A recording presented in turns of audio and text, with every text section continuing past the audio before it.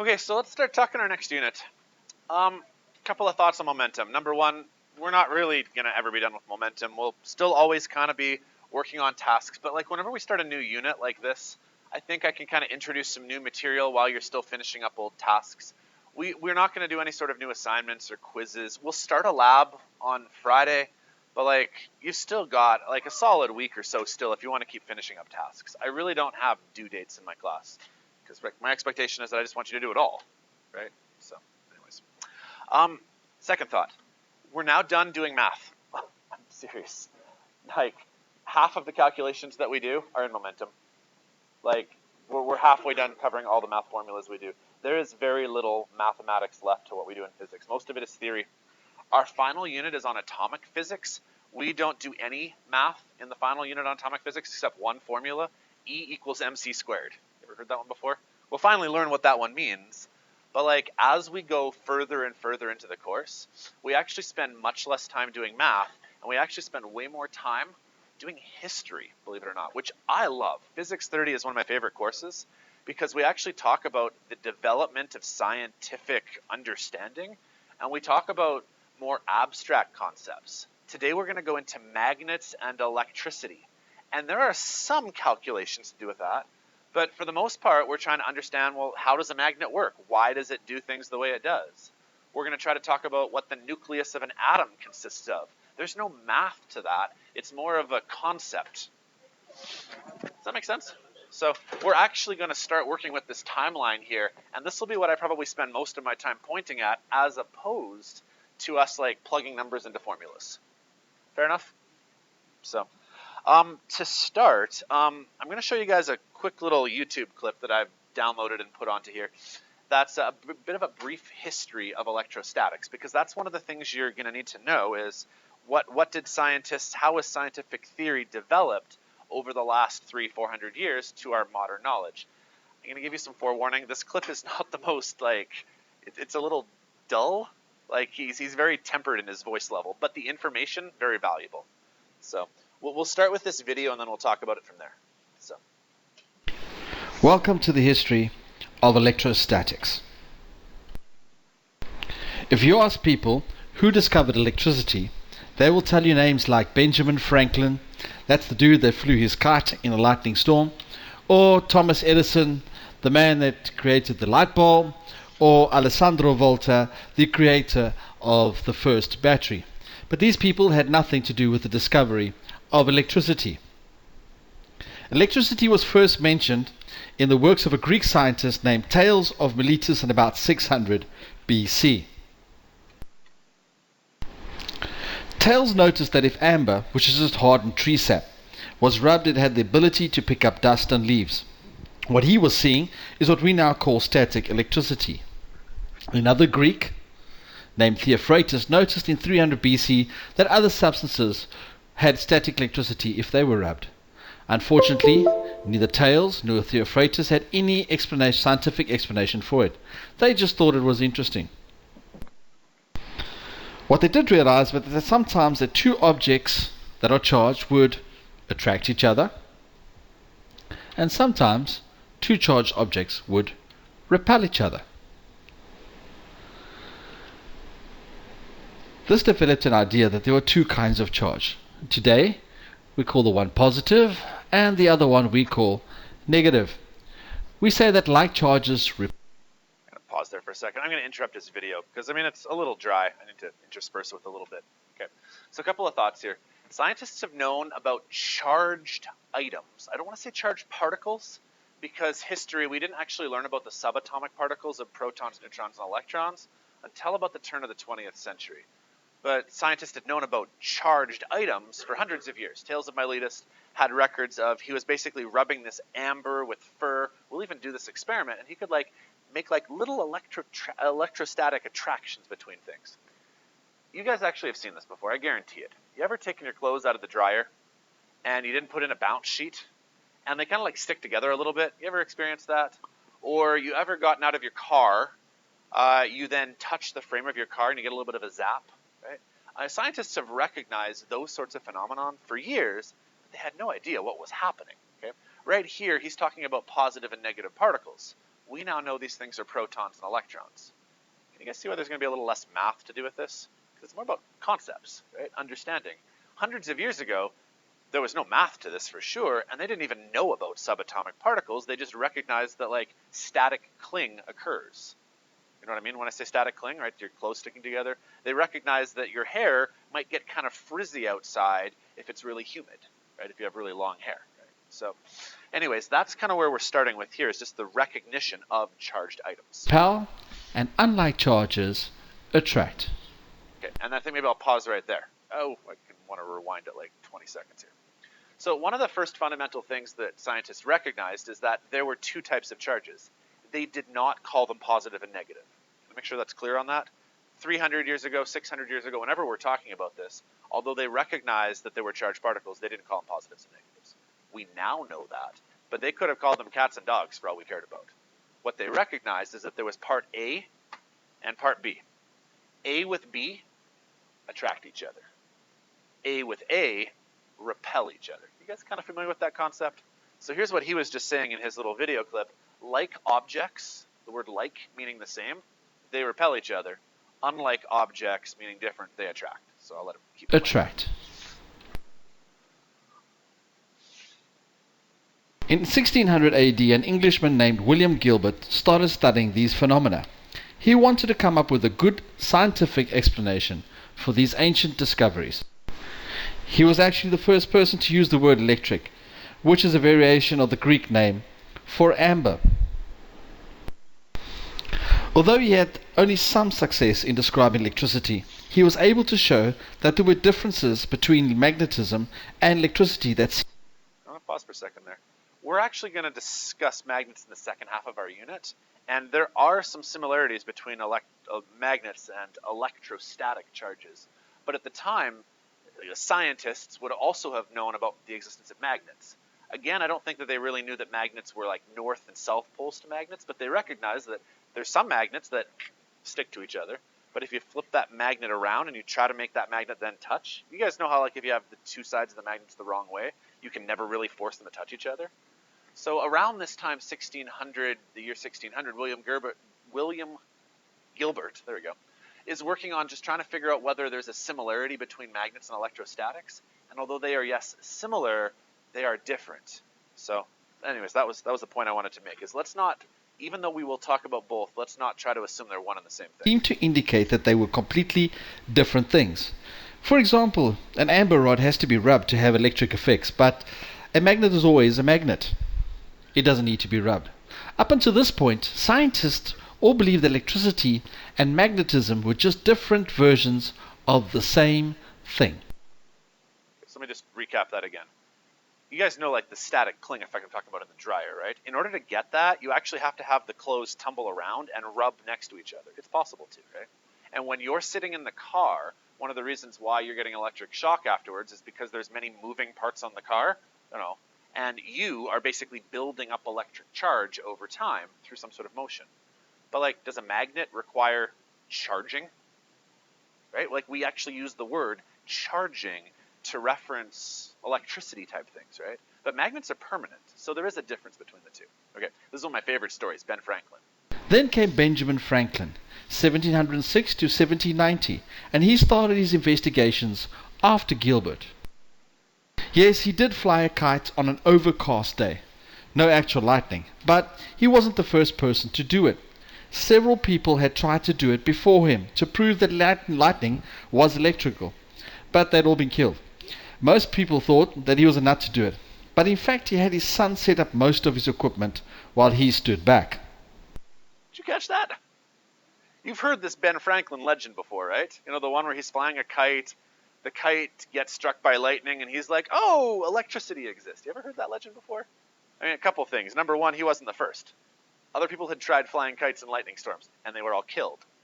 Of course, you're flying a kite in a lightning storm. Don't do that. Number two, maybe he wasn't as brave as we make him out to be because he had his son do it for him. I don't know. I like that story. So you guys have heard the story of Ben Franklin with the electricity before? I don't know, maybe not. It's a legend. Franklin was able to prove that lightning was a discharge of static electricity.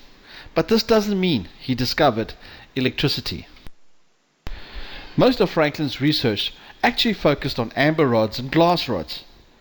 It had been found that if a rubbed amber rod was dangling from a string and another rubbed amber rod was brought near, the dangling one would move away.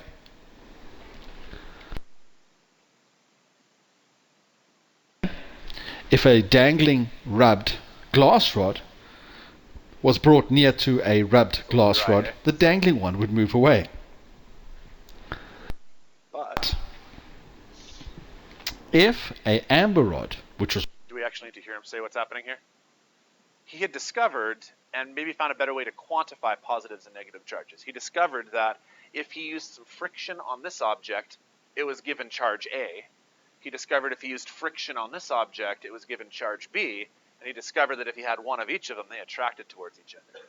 Again, at this time, we still didn't know about subatomic particles. However, at this point in time, they decided to start using positives and negatives as convention. Okay? So he decided to start naming these things positives and negatives, even though we didn't know about these subatomic particles. Was brought close to a dangling glass rod, which was rubbed, the glass rod is attracted towards the amber rod. Therefore, the charge in the glass must be different from the charge in the amber. Franklin decided to say that the glass rod had a positive charge, and that the amber rod had a negative charge. This was one of the worst decisions in human history. I'm dead serious. He just decided to go with, let's make this one negative, make this one positive. Okay. Now, years later, we discovered protons and electrons. And we discovered that in order to make something positively charged, hopefully you guys have a little bit of chemistry knowledge. If you want to make something negatively charged, you add more electrons. Fair enough? But if you want to make something positively charged, you can't add more protons. Because if you add more protons, you change what it is. So if you want to make something positively charged, you strip away electrons. Right? You either add electrons or remove electrons. Ben Franklin had no idea about this at the time. He had never heard of this stuff before. It wasn't discovered until like 150 years ago. Anyways, getting off topic here. He just decided to go, hey, let's make this one be negative and make this one be positive. Assuming with what we know now, this item right here has extra negatives, and this item right here doesn't have extra positives, but it actually has fewer electrons. Does that make sense? He just randomly flipped a coin and said, let's go this one here, this one here. Guess what? He was wrong. And we actually still live with that decision sometimes to this day, because there's a lot of older literature that lists electrical convention the wrong way, because he decided, basically what he confirmed is he thought that positive things are what could move. He decided that the charges that were moving were positives. We now know that positives can't move and it's negatives that move. So we use ebonite today in place of amber. Why did he choose glass as positive and amber as negative? Well, no real reason. They were just different and opposite to each other, and so he picked one to be positive and the other one to be negative. He then came up with the fluid theory that said that all substances in the universe contained this electric fluid. And this electric fluid was positive, and a positively charged object had more of this fluid, and a negatively charged object had less of this fluid. He's completely backwards. You know what he's describing? Electricity. Okay. If you didn't know this already, electricity is basically the movement of negative electrons. Ben Franklin had a hypothesis. He thought that there's this random positiveness, not even charges, didn't even know about that yet. He just thought that there's this random positiveness that can move throughout the universe. And he just decided to go with it, which, I mean, I can't blame him. It was 400 years ago, right? But he was completely backwards. It's not the positives that move, it's the negatives that move. And like I said, we still live with that result to this day, because for hundreds of years, everybody thought positives moved. Now, although Franklin's single fluid theory is not exactly right, it did lead him to a law which we still use today in physics. Conservation of charge. Charge cannot be created or destroyed, but it can be separated in an object or be transferred from one object to another. Sometimes, in the past 100 years, it has become clear that these charges depend on the makeup of the atom itself, not on some fluid. The nucleus is made up of protons, which are... I think I'll stop the video, because like I said, it's a little dry, isn't it? Like, it's not the most interesting video, but he has some good slides that I like to kind of piggyback off of. I think this is where I'll take over here. This is what we now know, or at least what we think we know about how atomic structure works, is that all those positives are stuck in a nucleus, and the electrons are what moves. So that's kind of our modern theory, if I can kind of hop back. So my first slides for Intro to Electro, then, if you are following along. I've got a slide to talk about tails of Miletus. If you want the Cliff Notes version, Tails basically recognized that charged objects exist. That's all he recognized. And he recognized that positives and negatives, well, he didn't even call them that, right? He just recognized that there's this variety and this variety, right? And that some stuck together, some repelled, just like magnets. That's Tails of Miletus. William Gilbert did a lot of experiments on this stuff, and I don't know that he's necessarily the one that we credit with positives and negatives yet. I think we do that with Ben Franklin. But William Gilbert was the one who was basically trying to figure out, is this the same thing as magnets or not? Because they are similar, right? Magnets can stick together. So can positive and negative charges, right? They can repel each other. So that was William Gilbert's contributions. Benjamin Franklin, huge contributions, kind of discovered that electricity from, like, say, a lightning bolt really is the same thing as a static discharge. But he made a huge blunder when he just randomly said, hey, let's make positive things be the things that move, right? I don't know why he thought of positives and negatives, not A's and B's or cats and dogs, or, you get what I'm saying? We could have called this any vocabulary we wanted to 300 years ago, and he happened to choose positive and negative, and it just so happened to be fundamentally backwards. We'll learn more about that as we go in the course. And then finally, our modern theories are basically what I just described, is that the electrons are what actually moves, and the positives are not. Any questions on that brief little history lesson? So let's talk about our next physics principle. If you guys have one of the formula sheets that's here, hopefully you're somewhat familiar now with some of the physics principles that are listed here. There's uniform motion, accelerated motion, uniform circular, etc. We're now ready to take on number 7. I'm sorry they're not in order of how I teach them necessarily, but number 7 is conservation of charge. So, I mean, all of these scientists basically came to the same conclusion, is that charged particles existed, but their theory was, for every positive, there's got to be a negative. In the entire universe, we can't just have more positives than negatives, right? However it is that we bring them together, however it is that we break them apart, the theory is it should be fundamentally neutral at the end of the day. Does that make sense? If you have more electrons, you're negatively charged. Where'd you get your extra electron from? Somebody else who gave it to you, and they're now positively charged. For those of you who are doing chemistry, I mean, even if you haven't done Chem 20 or Chem 30, I did this with my grade 10s. Hopefully you're familiar with the idea of Ca2 plus and maybe O2 minus. Calcium 2 plus has 2 fewer electrons. Oxygen has 2 extra electrons. Right? That's the idea of conservation of charge, is that for these things to come together, it must match. Okay. So now we're getting to like 20th century concepts. Okay?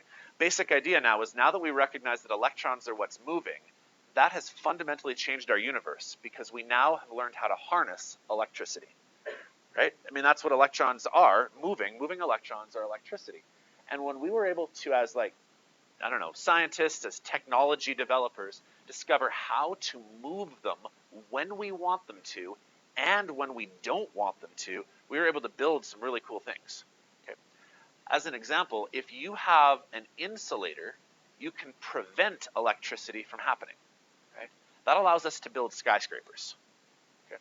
Why are skyscrapers possibly a very dangerous building to make?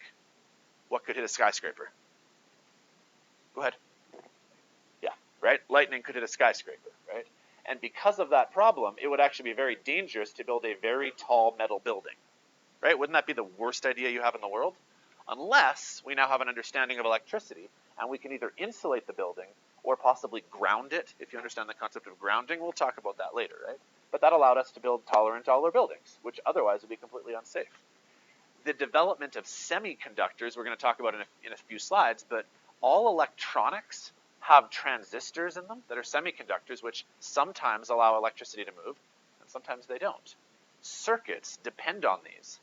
Is your phone running every single app and every single thing that it can do always? Or never? Or do I sometimes want it to do this but not this, and this but not this, and this but not this, right? Well, that's basically what circuits do, is they allow some things to conduct electricity, and other ones we want them to turn off. Even just being able to do this is pretty significant, right? I've cut off the flow of power, now I've turned it back on, right? And we have to recognize how to build those materials. Okay? So here's some words I need you guys to know. Insulators, semiconductors, conductors, superconductors. I got some slides on them. First thought, you probably know a little bit of this already, just based on, I don't know, being alive for 16 years, 17 years. Here are some things that are good at conducting. Metal is good at conducting, aluminum foil is good at conducting. You can actually conduct in citrus. Anyone ever seen a potato clock? You can actually make a clock conduct electricity in a potato. Oranges work way better. There are some things that are horrible at conducting, and this is a good thing. For example, tires are horrible conductors. Rubber is a horrible conductor, but it makes your car the safest place to be in a lightning storm, because the electricity might try to get into the metal frame of your car, but it can't get into the ground because tires are made of rubber. It won't let it. Okay? Trees are also good insulators. Things in the middle, then, the semiconductors, are the useful ones sometimes. I don't know what else I need to add here. Conductors allow electricity to flow. Insulators don't allow electricity to flow. Okay. I want to talk about a theoretical explanation for that. Actually, let's do that now. Let me go out of order here. Why do some things allow for electron flow and other things not? Let's do a little chemistry lesson here. Where was my slide on that? Here it is. Any of you guys done Chem 20? Okay, a few, so you'll hear it. For those of you who haven't, maybe you don't know this word, but if you're familiar with the word electronegativity, that's more or less the theoretical explanation for why we have conductors versus insulators. Electronegativity is about how much certain chemicals want electrons. So if you've ever learned this before, fluorine has an electronegativity rating of 4.0. Highest we've got. Fluorine loves electrons. You know why? Because its energy levels, it needs one more. Right? If you know about where it is on the periodic table. If you could give fluorine one more electron, it would be happy, right? Whereas if fluorine gets one more electron and becomes neon, neon doesn't want more electrons. It's a noble gas. It's inert. Neon is a great insulator because it has no desire for electrons. Similarly, something like sodium doesn't want electrons. In fact, it wants to get rid of one of its electrons and become positive. That's more or less the explanation. So if you know electronegativity, it's more or less the same thing. The more electronegative you are, the more you want electrons. The less electronegative you are, the less you want electrons. So we can actually make like a table here of things that want electrons and things that don't want electrons. Sulfur loves electrons. Glass doesn't really. This thing here wants to hold on to its electrons really tightly. So glass would be a great insulator because its electrons remain tied to its nucleus. All right, let me go back here. Let's talk about semiconductors for a bit. Semiconductors are not things that sometimes conduct and sometimes don't conduct based on, like, how do I put it here, where they're like kind of good at conducting electricity. I want to make sure you understand what semiconductors mean. It doesn't mean halfway. Can you kind of imagine how if you have a spectrum of conductor, good at sending electricity through it, insulator, bad at sending electricity through it. You might think semiconductor is like, meh, it's okay. That's not what it means. Semiconductor means it's either really good or really bad depending on the conditions. As an example, selenium. Selenium gets used in photocopiers. You guys know how a photocopier works? You know how they send that little light bar that goes across the bottom there? You know what that's doing? Is it's shooting light through your paper. And if light makes it through your paper, then the selenium is exposed to light. And when selenium is exposed to light, it conducts and therefore sends a signal. When selenium is not exposed to light, it doesn't conduct. And that's how you read out that image. Let me say that one more time. So you've got that little flashing arm that goes across, right? And you've got a sheet of paper here that's some white and some black, right? If the light is able to go through the material, right, then the sensor at the top recognizes that, and selenium conducts, and therefore a circuit is completed. Right? But if the light tries to go through the black section right here, then it doesn't go through as well, right? And so when the light doesn't reach the top, the selenium then doesn't conduct, and therefore reads a different signal. So it's not that selenium and other semiconductors are like meh conductors. They're not like halfway in between. They're either fantastic or horrible, depending on conditions. Light is one that's really useful to us. The other one is temperatures. There are some things that conduct if it's hot out, but not if it's cold, or vice versa. And we can take advantage of those sometimes. So, for those of you who know your chemistry, silicon, germanium, and carbon, and all the metalloids are usually semiconductors. And the reason we love them, because they're great in electronics. Because it's nice to have things that either do or don't conduct electricity, depending on what you do to them. Heat it up, it conducts. Cool it down, it doesn't. Shine a light on it, it conducts. Put it in the dark, it doesn't. Anybody have a phone, like mine, where when I walk into a dark room, the brightness settings on your phone either go up or down? Like I go outside, right? That's got to be a semiconductor, where all of a sudden this thing, somehow through the circuits they built, it recognizes more light, and by recognizing more light, it then sends a signal to do something else. Right? That's amazing. Okay, moving on. There's also something called a superconductor. Superconductors are pretty cool. They are fantastic at transferring electricity. They lose basically no energy whatsoever. What happens when you have a whole bunch of current running through a wire? What will happen over time? It'll heat up, yeah, right? And so there's always the worry of an electrical fire with electricity if there's too much current running through. But superconductors, they lose no thermal energy whatsoever. But in order to do that, they actually require like minus 200 degrees Celsius with liquid nitrogen. So like I don't have anything we're going to do with superconductors, but they're kind of cool because they're really good at conducting electricity, and you're not going to catch something on fire. What do we wrap around electrical wires otherwise then? That's some sort of like plasticky kind of coating, right? Because we don't want that copper wire to heat up and then catch like our house on fire, right? So we always put the copper wire in the middle and then wrap it with like some sort of plastic. Moving on. Okay, so one of the coolest things you can do then with charges is we can actually do what's called a separation of charge. And the analogy I like to give, hopefully this is okay, middle school dance. You ever gone to a middle school dance before and watched how the boys and girls interact? Boys on one side, girls on the other. You get the analogy? Hope that's not offensive or anything. But like this is basically what you could do with particles, well, subatomic particles. Imagine you have positives and negatives all interspersed within an object. And imagine you bring a negatively charged object really close but not touching. What do we now know about charges? Like charges repel.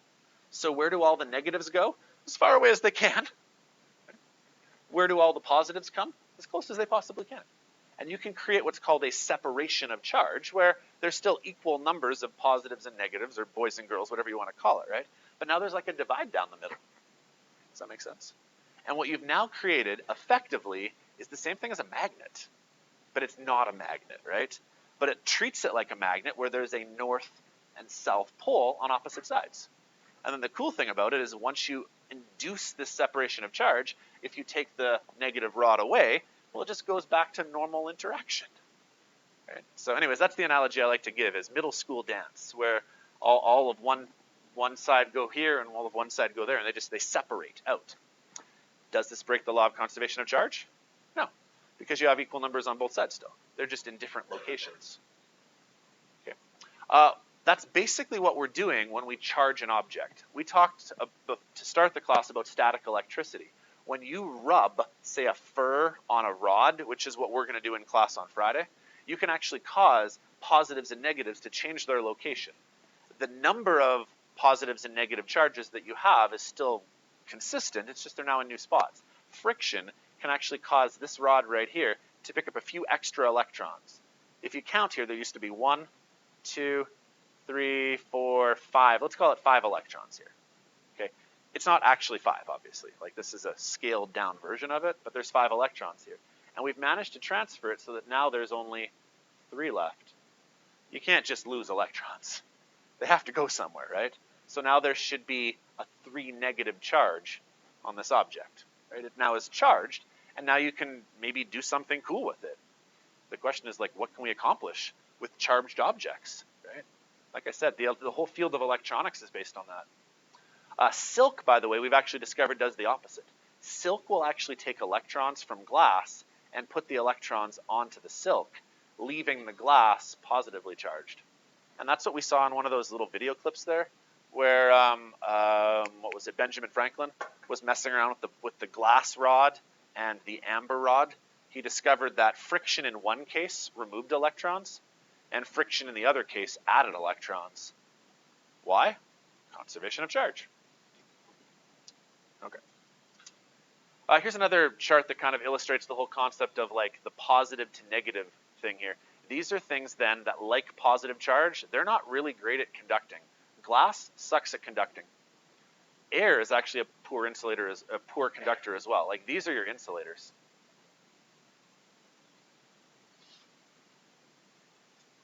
Let's talk about air for a second here. Do you guys know what double paned windows are meant to do? You ever heard that phrase before, double or triple paned windows? You have a sheet of glass, then you have a thin layer of air inside of it, and then you have another sheet of glass. The idea being that the air that's in between the two sheets of the windows is actually, well, electricity, but we don't usually run electricity through windows, obviously, right? But it's an insulator having that extra layer in the middle. We now don't even use air. They use like krypton or xenon or something like that. So anyways, there's a spectrum is what I'm trying to show you with this slide. Let's move on. Here's a term I need you guys to know. It's called conduction. What if you then have an object that's either positively or negatively charged? What if they touch each other? You've probably all been zapped before by some sort of little static shock, right? Like where, you ever have your friend like do their feet on the floor and then go zip and zap you? You ever felt that before? Right? That's basically the concept of conduction, where charge is then going to transfer between objects. I like this picture, but it's inaccurate. Because is it the positive charges that move? It's the negative charges. And this is the legacy of Ben Franklin. Right? Is that this picture is illustrating as though positive charges move, but really just in your mind, think of all these as these actually should be negatives. It's actually the electrons that move. So say you have an object with a ton of negative charges. And say you have another object that's neutral. Probably the best way to draw a neutral object would actually be to draw, for every positive, draw a negative. Right? This is actually what a neutral object looks like, an equal amount of positive and negativeness to it, right? Well, say you bring all of these negatives nearby. If you just bring them nearby, middle school dance happens. So here's your object that is neutral. Bring the object nearby, separation of charge happens. We have a word for that. That's called induction. Induction is where you bring an object really close, but they don't touch.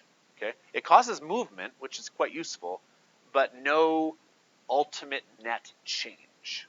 Okay. What I want to talk about on this slide right here then is same sort of concept. Say you have a neutral object, and you bring an object that has a whole bunch of charges on it nearby, and they touch.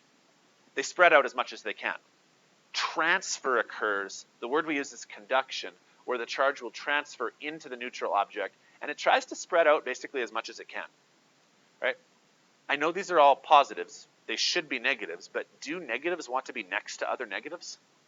No. So they try to spread out as much as they possibly can. So this guy and this guy, like they don't all just group together in one little corner.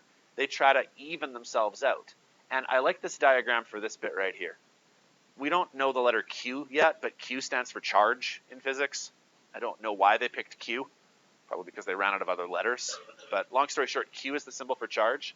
Whatever charge you start with, if you have two objects of roughly equal size, the charge should be equally split between the two, because it's going to equally just try to spread out as much as you possibly could. Think of all the students in the school right now as charges. We're all kind of squished together. What happens as soon as that bell goes? Does everybody just choose to stay right here? Or, well, maybe, or do you guys spread out, and therefore we need to have a lot of roads and stuff like that for some of you to go that way, some this way, some that way, right? I think that's what's happening right here, is there's a whole bunch of negative charges all stuck in a room, and all of a sudden I now give you more space, they try to spread themselves out.